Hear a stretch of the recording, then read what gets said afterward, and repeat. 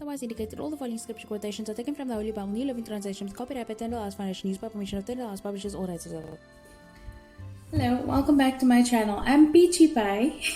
Yes, that's me, not my real name though. Thank you for joining me. This is a mini applause just for you. Thank you for being here. And the reason I've given you an applause is because you're here. Despite everything that's going on in your life, despite every situation around you, you are here. So thank you so much for joining me, and I'm really proud of you, and you are so amazing because you made it. Now, because you made it through today, despite whatever you're going through, chances are you'll make it through tomorrow. So I would love it if you could click subscribe and hit the notification bell so you can be here tomorrow when I post another video. Anyway, thank you so much for joining me. We are on day 2 of 16 days of activism, and today I want to talk about desensitization. That long, really tedious word is really just talking about how things are happening around us and we are not noticing at all because we're so used to seeing it that we're not actually seeing a problem where there really is one. So before we go on any further, I just want to pop a trigger warning in right here. If you are triggered by talking about abuse, hearing about abuse, any sort of abuse statistics or anything that causes you anxiety, you are welcome to pop off from this video at any moment you feel that you can't handle it. Thank you for being here. I appreciate you joining us, but here's your opportunity to pop off. There are other videos on my channel, and if I'm not your cup of tea, there's the entirety of YouTube for you to retreat to. If you want to feel comfortable about things and this is not the type of video for you. But thank you for being here anyway, and you are very much appreciated. Right, so like I said, we're talking about how society enables abuse and how we overlook abuse and what makes us comfortable with ignoring abuse. Okay, did you notice Black Friday? I'm sure that you have noticed all the things around us right now about Black Friday. There's a whole bunch of adverts and all these things that have been going on in the week leading up to Black Friday. Right, I have noticed a ton of the stuff online. There's a whole bunch of things where people are talking about Black Friday deals, Black Friday specials. And today we're not going to talk about the origins of Black Friday and why Black Friday is problematic, especially for the Black community. But what we are going to talk about is how Black Friday just so happens to be taking place during 16 days of activism, and the anticipation for Black Friday is so much greater from society than it is for the 16 days of activism. The one period of the year in which we actively talk about abuse and how that affects everyone in the entirety of society.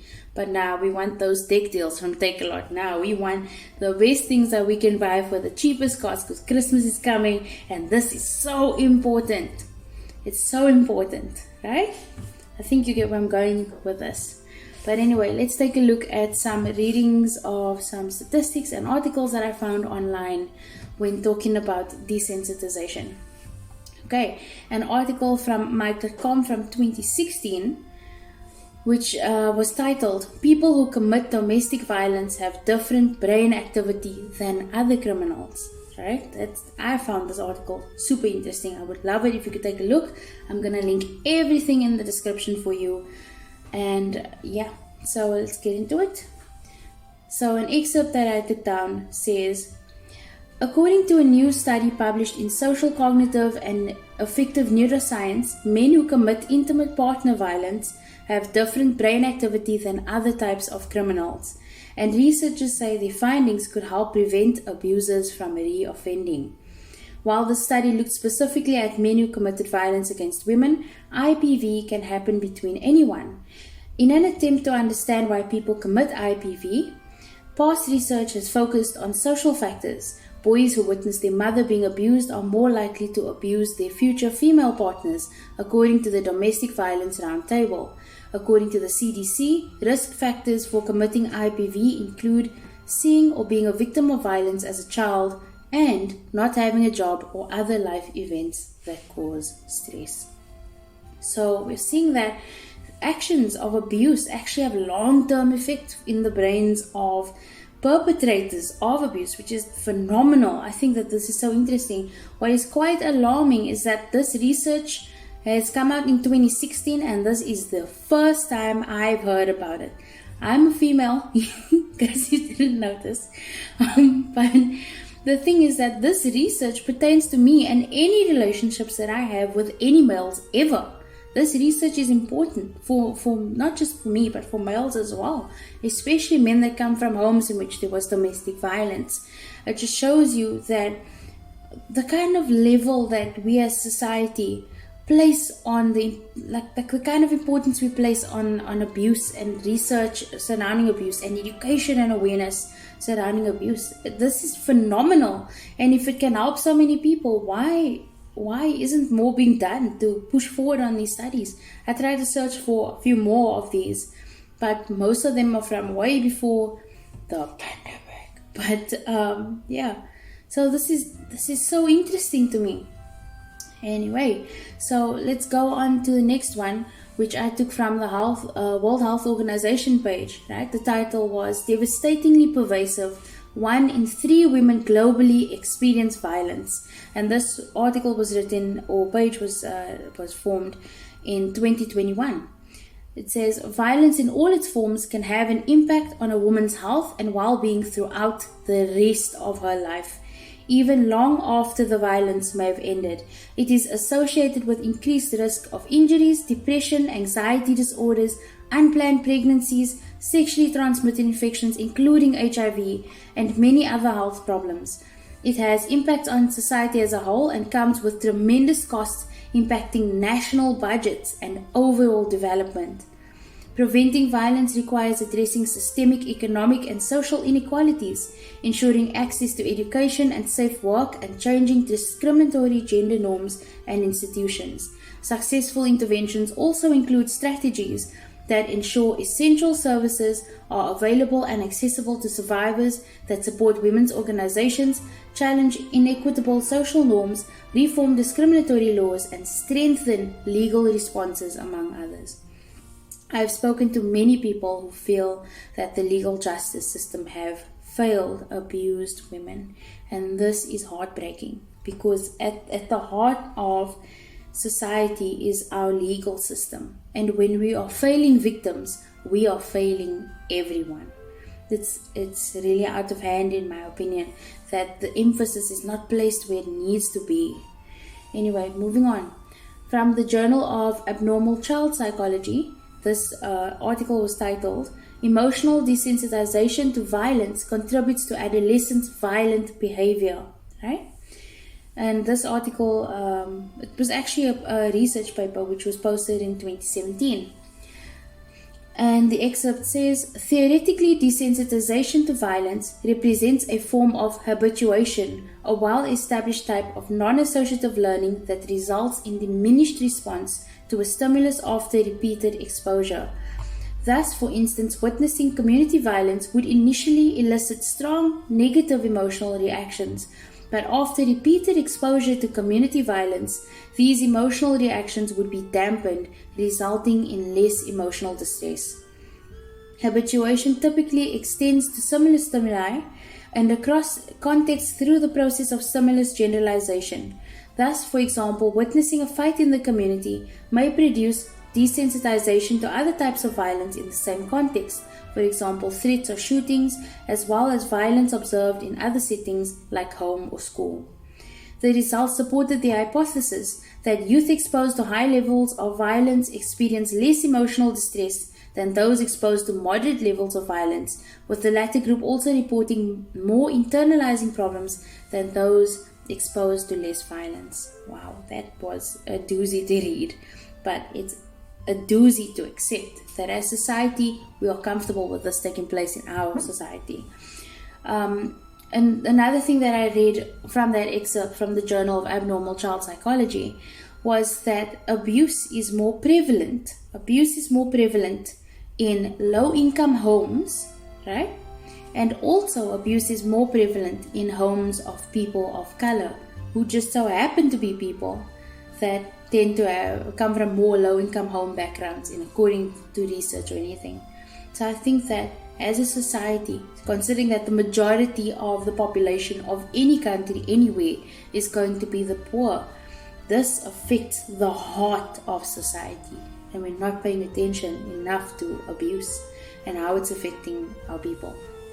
Okay, last one. The American Psychological Association has this article called Violence in the Media, Psychologists Study Potential Harmful Effects, and this was taken in 2013. As long ago as 2013 we had this information, right? Okay, the excerpt reads, the resulting report and a follow-up report in 1982 guys, by the National Institute of Mental Health identified these major effects of seeing violence on television. Children may become less sensitive to the pain and suffering of others. Children may be more fearful of the world around them. Children may be more likely to behave in aggressive or harmful ways towards others. Research by psychologists L. Roel Huisman, Leonard Aron, and others starting in the 1980s found that children who watched many hours of violence on television when they were in elementary school tended to show higher levels of aggressive behavior when they became teenagers. By observing these participants into adulthood, Huisman and Aron found that the ones who'd watched a lot of TV violence when they were 8 years old were more likely to be arrested and prosecuted for criminal acts as adults. So, what's happening here? What's happening is we are seeing that children that are used to violence in the home space or watching violence on TV, playing violent games at young ages are more likely to become criminals when they get older. So what's happening here? Really, what is happening? What's really, truly and honestly happening is that we become so used to seeing abuse that we don't notice it anymore. We see people around us, we think, oh, this is a happy couple, they're just arguing some of the time. But they are arguing in an abusive way. You have abuse and reactive abuse that's happening in that situation. It's so alarming that we just go, oh, they need marriage counseling. Meanwhile, there's abuse going on in this situation. One of the partners or both of the partners are abusing each other. And abuse is not helped by marital counseling. As we read in that first article, the brain of people that abuse function differently than those who are different types of criminals. And obviously, criminal activity, brains of criminals are going to interact differently from people who are not criminals in certain ways. And so, the truth of the matter is that we're just so desensitized that things like Black Friday specials are far more important than 16 days of abstinence. 16 days, like that's not that many days. It's 2 weeks and 2 days, essentially. And yet, we can't even wait until the 16 days are up so that we can have our specials. Isn't that interesting? I'm not trying to say that Black Friday isn't good. I know lots of people save money, and I'm all for saving money, but I'm saying, where's the priorities? Where's the priorities? We want to institute Black Friday. Why don't we institute anti-abuse every day? Why don't we do that? That's far more important. I would rather be protected and safe and be able to walk around in my neighborhoods knowing that I can leave this place, no one's going to attack me, than be able to go, on Friday I need to buy some eggs because it's cheaper. So I'm thinking that our priorities need to really be realigned. Right? So if the statistic is true from the World Health Organization that 1 in 3 women across the entire globe, right, experiences violence. If you're a woman, count yourself and 2 other women. At least one of you is experiencing violence right now. If you're a man, count 3 women that you know. At least one of them is experiencing violence right now. This is ridiculous that these things, the statistic is being overlooked. Because the truth is that maybe you don't want to face it. And that's the desensitization. But these women are being hurt. People are being hurt. Children are being hurt. And children are growing up into becoming perpetrators of more violence. Because of domestic abuse in the home. So, what can we do? This is my call to action to you.